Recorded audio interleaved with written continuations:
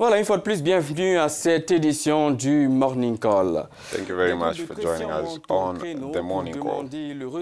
Now, pressure groups are mounting a call for the return of Nigerian President Muhammadu Buhari, who has been absent from the country since 7th of May for medical leave in the United Kingdom. According to the information from our sources, a civil society organization is preparing to organize a demonstration on the 7th of August to demand clarification on the president's health status, to initiate legal ways to declare a vacancy of the top seat in the country. Well, according to the pressure group Concerned Nigerians, it is in the process of mobilizing Nigerians at home and abroad to ensure the realization of its demand. The exact nature of President Buhari's condition has not yet been disclosed, though reports suggest that he has appeared faltering and thin. Monday's report from the Nigerian presidency said that the head of state assured Nigerians he is recovering from illness and that he expects to return from treatment in London once doctors give him the go-ahead. The health of Nigeria's president has been a sensitive issue since the death in office of President Umaru Musa Yar'Adua in 2010, just 3 months after he returned to Nigeria. Buhari and his advisors have sought to avoid the political paralysis that accompanied Yar'Adua's absence by officially handing over powers to Vice President Yemi Osinbajo. We are now joined by Dr. Chris Nwaokobia, political analyst in Lagos, Nigeria, to talk about the controversy surrounding President Buhari's health and prolonged absence from office. Thanks for joining us in the program today. There are speculations of President Buhari being removed from office in the coming days due to his prolonged absence in matters pertaining to his health. Is it a constitutional backing to remove him on these grounds? No, there is no such express provision in our constitution for the removal of our president after 90 days.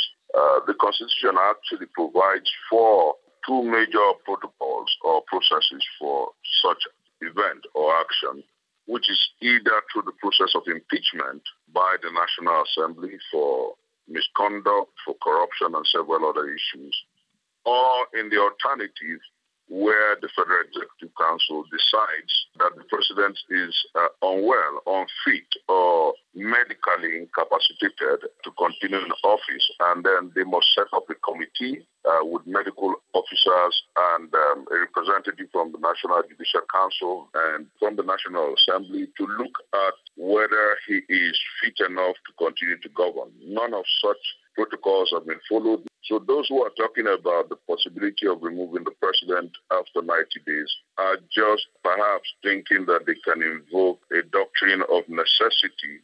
There is no express provision for the removal of our president after 90 days.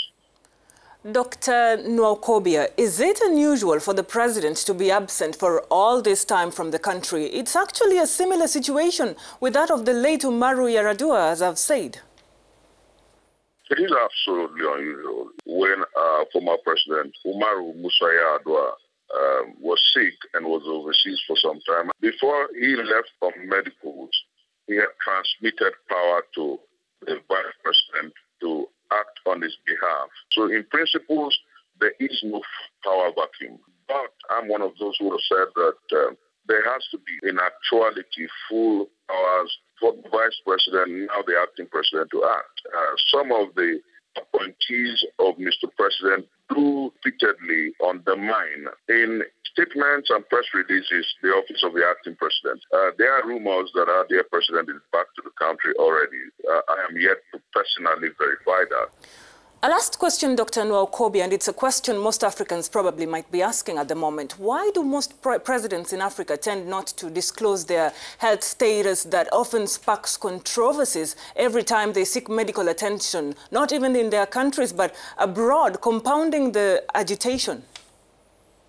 I've heard that repeatedly. It is not essentially an African problem. It happens all over the world. Matters that pertains to the health of the president of the country is almost always treated as a matter of national security. It is left for him and his direct staff to decide whether to make it public or not.